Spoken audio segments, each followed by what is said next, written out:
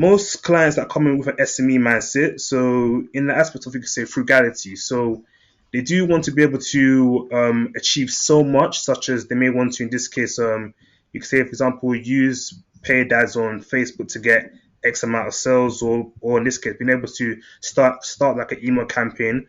But what they do actually underestimate is that they were not prepared financially to be able to approach an agency and say that I would like to outsource my marketing work towards you. This is That Marketing Podcast, made by marketers for marketers. Welcome to another episode of That Marketing Podcast from Spotler UK. As part of season 2, we are speaking to people from all kinds of different industries, getting their take on how they approach marketing, what they've seen, the trends and things that are coming out. And we are now joined by Peter Turay Jr., who's an agency owner of Content 45, to have a little chat about what works for him, what works for his clients, and hopefully bring it all together with some stats to back it up. Peter, thank you very much for joining us. Thank you very much, Richard. It's a pleasure to be on the Spotler platform, and I hope today I can really give some inspiration and some insight into the audience watching this episode today. Thank you. No worries, sounds really good. Okay, when we were discussing this, when we were sort of planning this episode before we did the recording, you said that your business traditionally relies really heavily on sort of networking and referrals, but I imagine the pandemic's made a bit of a dent in, or certainly made a shift in how that works. So what's your experience been of how it's shifted? Well, thank you very much for asking that question, Richard. To be honest, though, by nature of any kind of agency, mostly it's, in this case, networking and referrals. That's how we managed to get our new business. But in this case, what I'll say is that it's actually shifted from network and referrals to more content marketing, SEO, and referrals. So in this case, though, during the past year and a bit, so let's say about the start of 2020 up until now, mainly though my agency and my team have been focusing on being able to have more, you could say, content online, especially when it comes to search engines, when it comes to trying to, in this case, increase our search engine higher than on Google, Yahoo, Bing, being able for people to know that we exist. Because as we know, most businesses out there have been focusing on home working and actually, in this case, they're working remotely. And what better way to actually let people know that you still exist despite a pandemic than rather actually trying to be in front of them on search engines, where even before, though, in this case, COVID time, so people were still searching for products, services, and also in this case, you could say the actual services of a marketing agency. So people will search for this online and they will see it based on our portfolio, past content, even, for example, the past work that we've actually worked with, and also even, for example, some kind of content. So this is how we managed to make that shift to be more focused on online and search engines. That was our go-to area to ensure that people still know that we exist. Sure. I mean, when we did, hopefully people listeners remember back in season 1, we had a chat about SEO. Yeah. And one of the principles I said there was that it's easier to start things off than to try and sort of fix them back in. So how long did it take you to sort of see results when you've suddenly gone back to how long did it take you to see results when you've gone back to your content and gone, right, this is the content that worked for networking, but now we need organic SEO? What's the kind of timeline like for getting those things up and running effectively? Sure. Well, since the pandemic began, we saw that it took around approximately 6 to 8 months to actually start getting some actual growth in actual search engines, actually, you could say, indexing our content, or actually indexing who we are as an agency. And mainly because the way that I'll see is that I won't, you could say, sugarcoat it to anyone that is a marketer, a business, or actually even like an agency owner, but SEO is a gradual process of being able to build up not only just your content, but the way that you talk about your content, from your keywords, how you describe yourself, even the kind of past content that you've actually done before. It could be videos, blog articles. As long as you consistently work on your actual content marketing, though, whatever you are, though, then gradually, though, search engines begin to pick up what is your relevance and how they actually rank you, though. So 6 to 8 months was roughly the time scale to actually see some actual good results on um, actually having people see us and actually see us and actually say catch us on a different kind of search queries. Sure. Okay. And then what kind of content are you producing? What content's working well for your strategy? With you mentioned content marketing in there. Mm-hmm. At present, mostly YouTube videos in terms of being able to give my advice or critique on what I think are certain digital topics, as well as also even blog articles. Reason why we say this, even if, for example, we do not have, in this case, businesses or brands that are directly buying into us, they will still be searching to see what we're doing or what we're all about, especially when it comes to marketing agencies. And in this case, the next best way that we market is based on the kind of content, because the kind of content we produce actually allows us to see us as we, in this case, are leaders. We, in this case, actually have a good level of actually, sorry about that, a good level of, you could say, expertise on certain digital topics, everything from social media management to how to start an email campaign to whether, in this case, businesses or brands know to be, you could say, in this case, you could say GDPR, you could say like GDPR, you could say like compliant with their data. Um, these are the kind of topics that we actually produce right now to ensure that people could see that we are staying on top of the trends and also in this case you could say being savvy right now.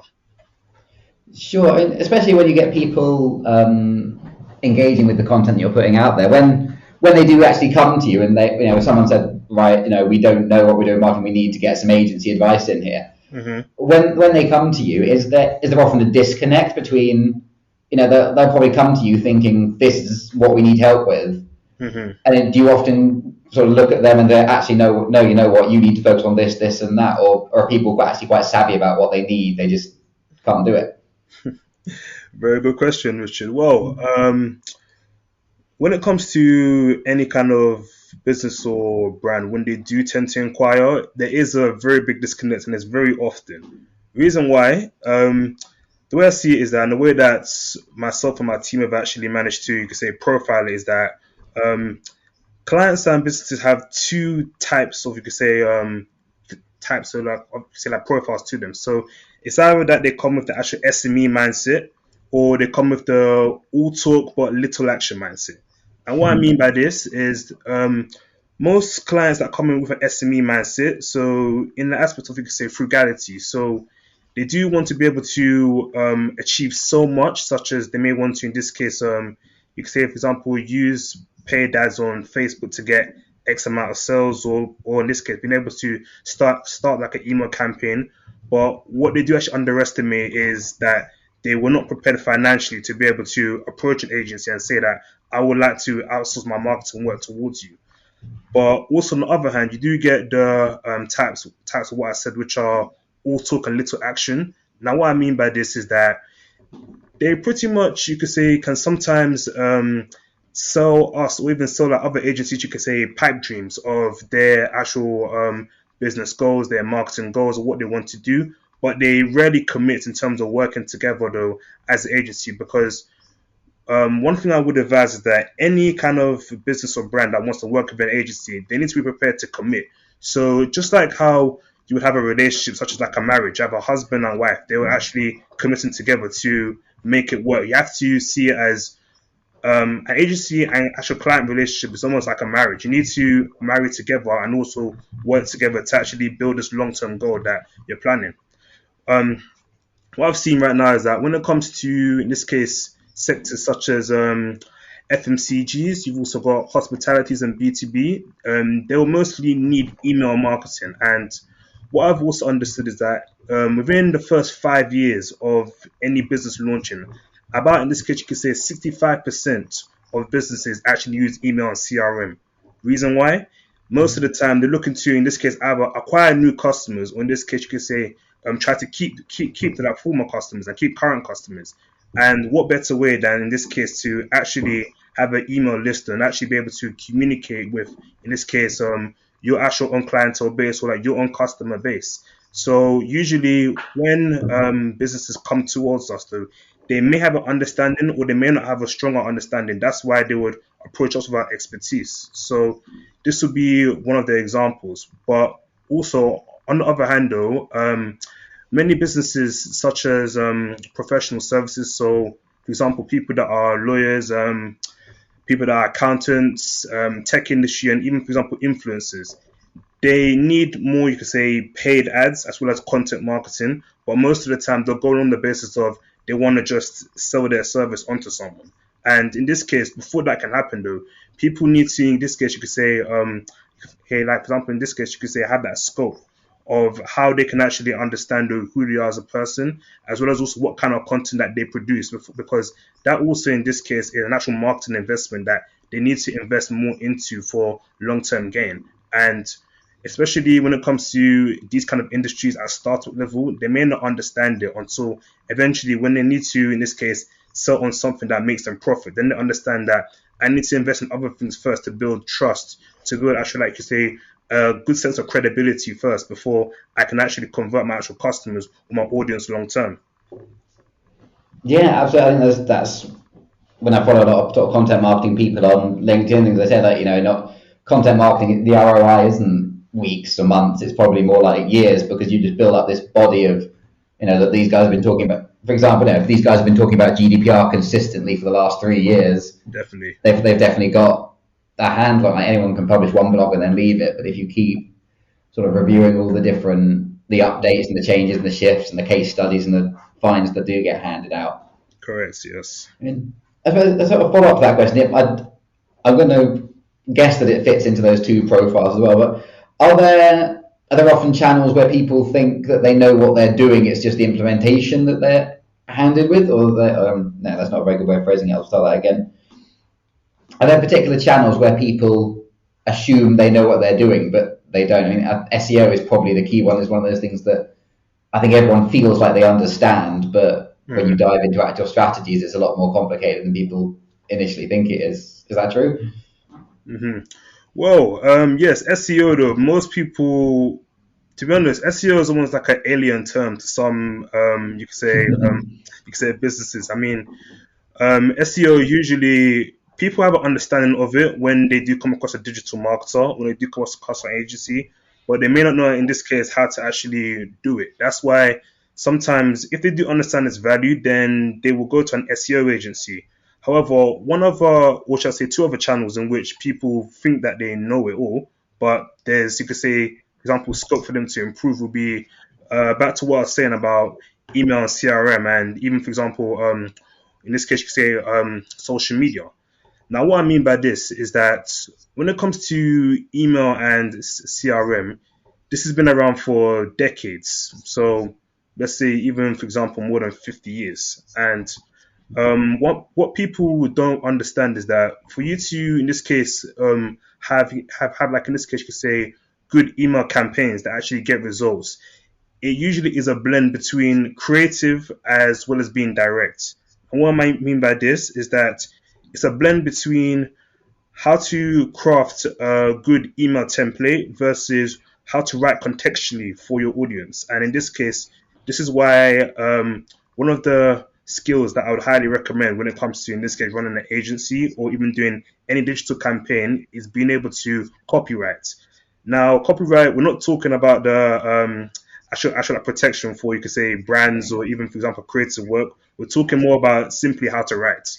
And not everyone has that savviness to want to write, or even likes writing to begin with. So sometimes people will think, though, that the best way to approach email is by being able to just sell on your product or sell on your product range, be it that you could own like a clothing line or you could sell drinks to someone, and they could think, though, that that's the only way. But however, email, as just what I said right now, all falls down to CRM, so customer relationship management, and it's all about, in this case, building a rapport, building a long-term relationship with people, though, by actually emailing them to their actual inbox. But whilst you do that, you need to do it, like in this case, you could say, in a way, though, that it would actually build up trust, and people can also be informed about your brand, also what kind of topics or affairs that you stand for. Then gradually, though, that builds up to eventually wanting to convert. So some people get the idea of email being another sales channel when it's also a way of how to build a community. Now, on the other hand, when it comes to organic social media, though, um, many people understand the nature of actual like social media, especially with, for example, some of the trends that I was reading once was that by next year, social media is more going to be social commerce. Now, if I was to put that in context, if you can just imagine the last time that you flicked through Facebook or Instagram, you notice that you see that there's a lot more ads in your newsfeed. And the reason why I go about that and saying this is because most, in this case, you could say businesses, both small, medium sized, even large enterprises, though, they focus on being able to see social media as a way to advertise their products, advertise their affairs, maybe advertise an event or some kind of initiative. And in this case, as also trends going forward, though, more businesses will be able to use ads, though, not only just on organic, but shift over to paid. And that's the reason because they also see it as a way now to be able to, in this case, go forward towards the kind of audiences that they're dealing with. In this case, it could be, for example, something like young people, though, particularly you could say people though that are actually in their 20s to 30s that are most active on these channels. And even with the whole, you could say, boom of, for example, like Instagram Reels or even TikTok, people like this whole, you could say, for example, like short-term video content because it's a way to, in this case, captivate their attention span and be able to, in this case, keep them engaged. And a lot of brands or a lot of businesses that are like, for example, especially B2C brands that they've seen the opportunity in how they can leverage video though, but in a manner though that would help them to, in this case, show their message across though, but they are still also able to captivate that fan base though. So not every, you could say, in this case, you could say business though, may know what to do when it comes to any of these channels. However, just by in this case looking at what's going on though, that can help them actually work right now though on how they can actually achieve this. But in this case though, when they come into an agency though, then it's a matter of being able to approach it in a strategic manner though towards getting the results that you're after. Yeah, I wonder how much there's a trend of people who think that social media companies' data is just so much better. Of course. I mean, we've talked about this in a couple of different episodes. That like the rate that, especially in B2B, data degrades is absolutely. I think something like in 3 months, half your data is dodgy. Of course. Whereas social media companies, they seem, I mean, for better or worse, they are very, very good at capturing and identifying the data that lets you target them. Definitely, yeah. And the other part, I mean, it's kind of a segue across those.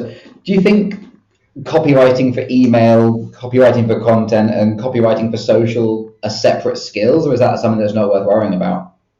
Separate skills. The reason why it's separate skills is because it all falls down to the length. Now, if we were to now talk about, for example, social, let's say we'll talk about Twitter. Twitter increased from, you can say, like 140 characters to about 280 characters now when it comes to any tweets. Mm-hmm. And being able to have the skill on how to actually, you can say, shorten your message in the most effective way possible, it is something invaluable for any marketer or any agency or worker to actually like work on, especially when it comes to approaching, in this case, is the not only just the needs of the agency, but the needs of the clients.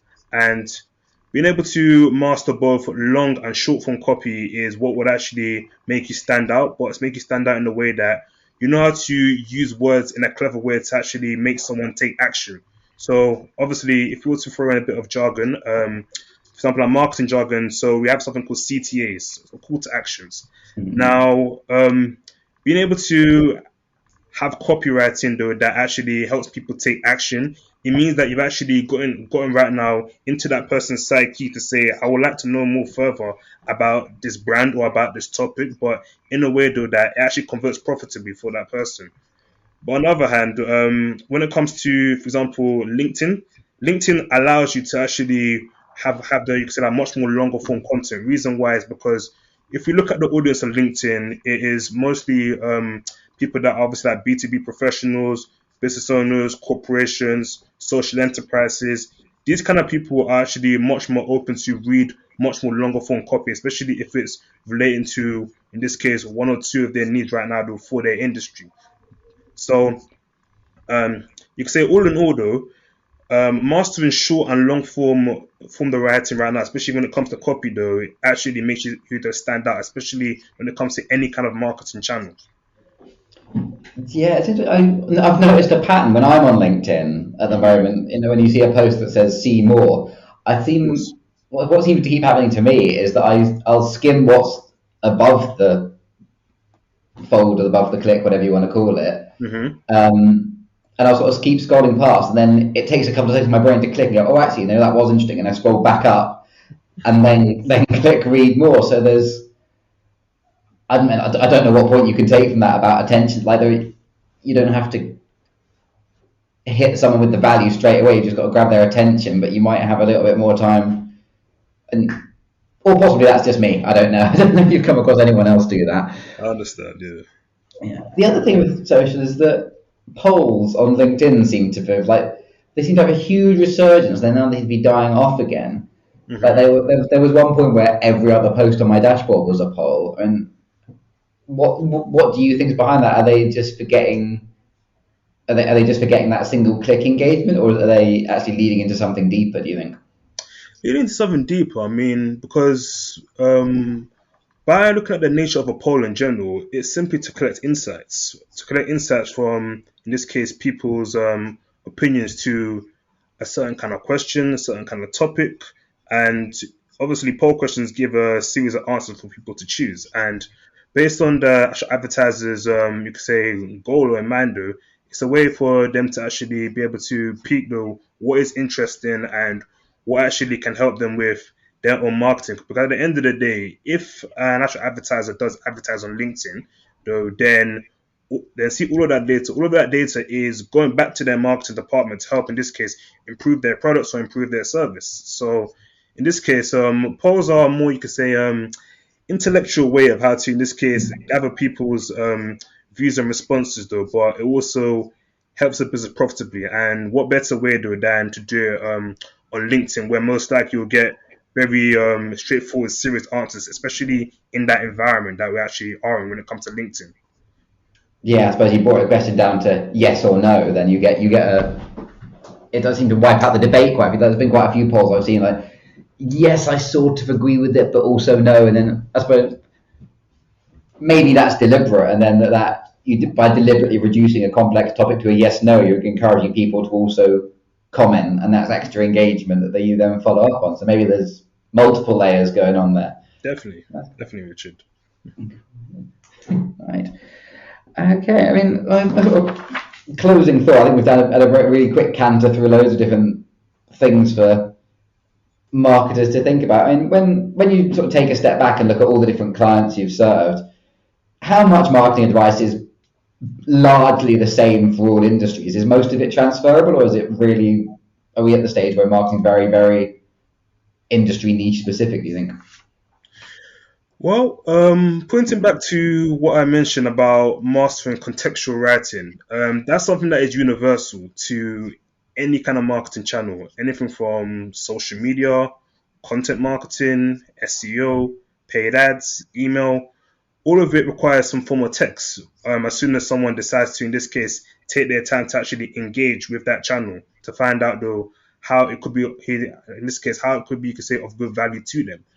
However, not all, you could say, marketing is transferable, because I can give a few examples. So, for example, if you look at the actual creative industry, the creative industry is much more pragmatic about their marketing. And what I mean by this is that creatives, such as influencers, media and publishing, music artists, and so on, they mostly rely on their kind of content as opposed to written copy. So, for example, they would rely on, in this case, you could say, videos of, in this case, their work.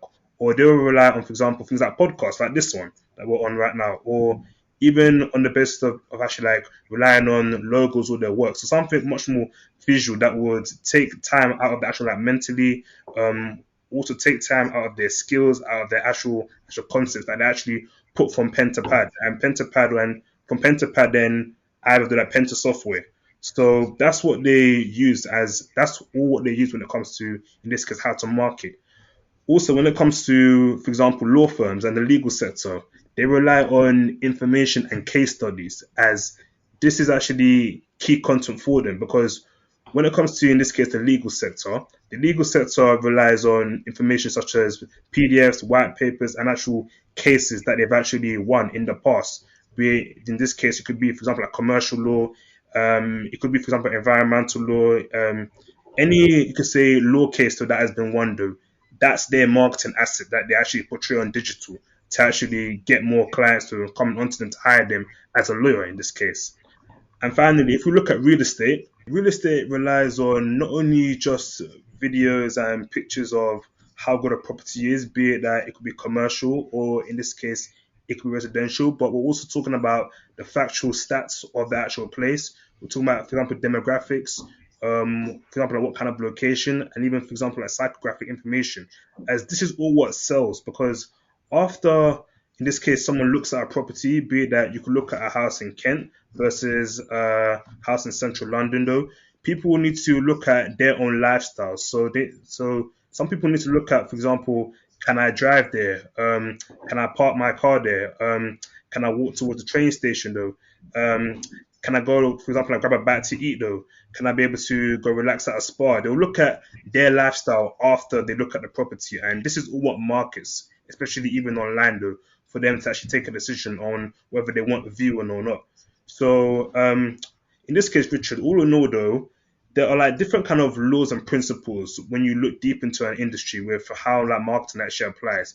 But from what I know from, in this case, my expertise as well as also the, like, my past 5 years of running my agency, I believe that copywriting is the first key thing right now to actually address any kind of marketing channel before we then start looking into the different kind of industries exactly. Cool. Okay, that's a really strong call to action point to end the podcast on. Brilliant. So yeah, thank you very much for being on, and No I'll problem. speak to you again soon. I Pleasure, hope. Richard. Thank you very much for this podcast session. It was a pleasure. Bye bye.